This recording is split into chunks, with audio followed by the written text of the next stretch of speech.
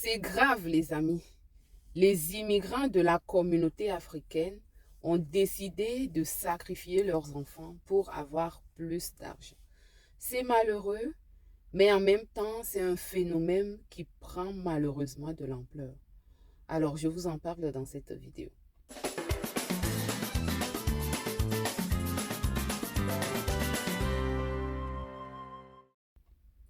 Bonjour et bienvenue dans cette nouvelle vidéo sur Richesse et Succès, la chaîne qui est destinée à faire de toi un homme ou une femme à succès.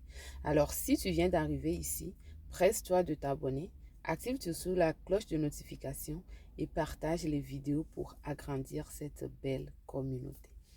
Si tu me découvres ici, je suis Adjovi la guerrière. Oui, c'est la mentalité que ça me prend chaque jour pour faire ce que je fais et pour arriver où je veux être dans quelques années. Je te parle ici de l'immigration, je te parle aussi de l'investissement et de l'entrepreneuriat. Puis dans la vidéo d'aujourd'hui, je vais te parler de ce phénomène-là qui consiste à sacrifier des enfants pour obtenir plus d'argent au Canada.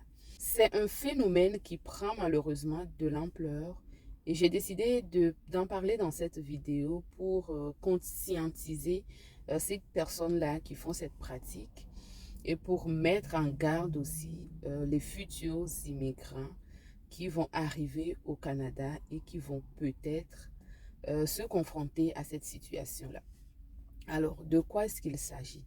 Il s'agit de ces parents-là qui, à la quête de l'argent, vont sacrifier l'éducation de leurs enfants.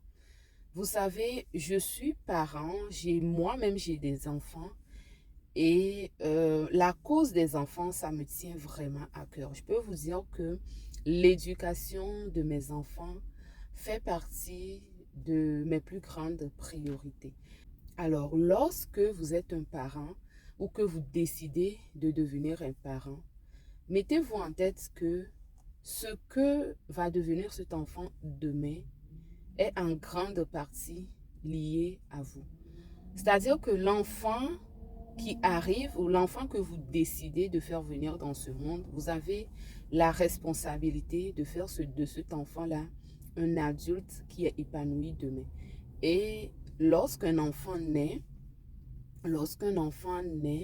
c'est sûr que dans 18 ans ou dans 20 ans, cet enfant va grandir et devenir un adulte. À moins que l'enfant perde la vie en cours de route. Sinon, la majorité des cas, dans 18 ans, 20 ans, votre enfant va devenir un adulte. Alors, quel type d'adulte cet enfant va devenir demain?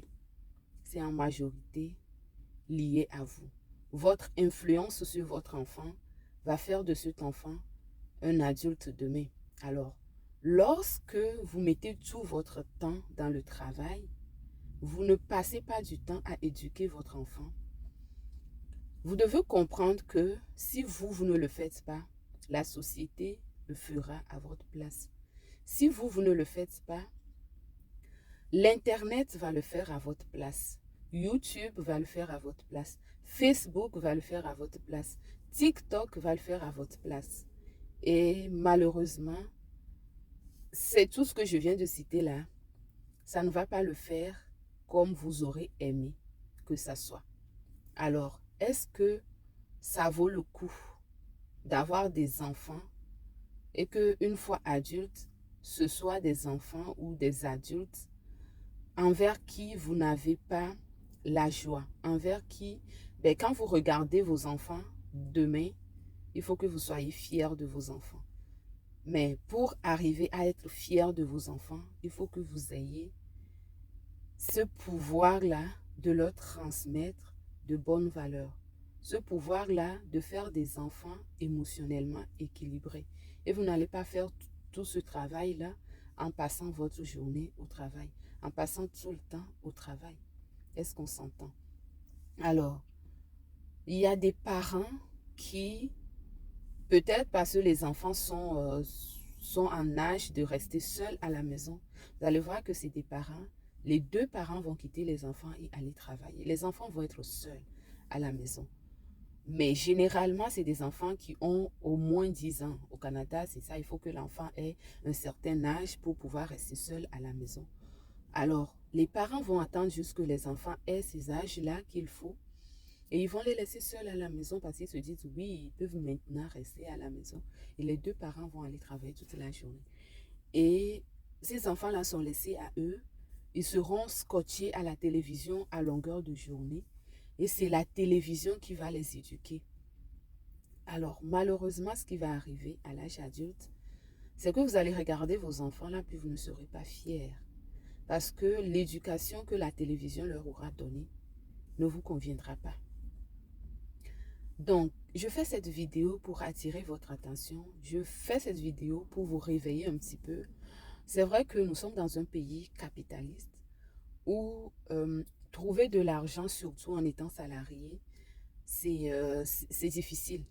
C'est difficile, puis c'est sûr que vous allez écouter cette vidéo, puis vous allez me dire, ben, quand tu me dis qu'on travaille trop et tout, ben, c'est où qu'on trouve de l'argent pour s'occuper des enfants, pour s'occuper de la maison. C'est vrai. C'est vrai qu'il faut travailler pour obtenir de l'argent et payer les factures et faire les besoins. Mais au même moment, si tu décides d'être parent, c'est parce que tu te sens capable de le faire. Alors, souviens-toi que tu as un rôle à jouer dans la vie de tes enfants. Et ce rôle-là, ce n'est pas un rôle qui est négligeable. Vos enfants doivent faire partie de votre priorité. Vos enfants doivent faire partie de votre priorité. Je perds mes mots. Alors, pour arriver à être un bon parent, à être un travailleur qui gagne assez pour s'occuper de sa famille, je veux que vous puissiez changer votre langage ou votre façon de penser. Lorsque vous quittez votre pays d'origine et que vous venez au Canada et que vous vous dites dans votre tête que je vais au Canada pour chercher de l'argent, ce n'est pas très bien pour vous.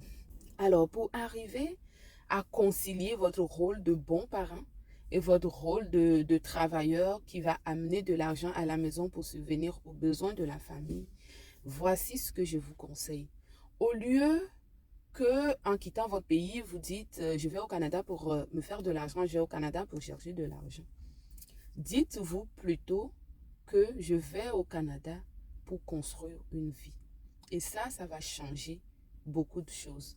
Quand tu sais que tu viens au Canada pour construire une vie, tu sais que oui, tu dois chercher de l'argent ou tu dois avoir de l'argent, mais au même moment, tu sais que tu as une vie à construire. Tu as la vie de tes enfants à construire. Et là, ça va beaucoup t'aider dans les actions que tu fais. Ça va beaucoup t'aider dans les décisions que tu prends. Et une chose que vous devez savoir, une chose que vous devez comprendre aussi, c'est que en réalité, l'argent, ça ne se cherche pas. L'argent est déjà disponible dans le monde. Cet argent que tu veux, il est déjà là. Alors, tu dois te demander qu'est-ce que je fais pour amener de l'argent vers moi. Parce que s'il y a une loi auquel l'argent répond, c'est la loi de suis-moi, je te fuis. Lorsque tu cours après l'argent, l'argent te fuit. Alors, comment faire pour ne pas courir derrière l'argent pour que l'argent te fuit? Plutôt, faire quelque chose pour que l'argent arrive à toi.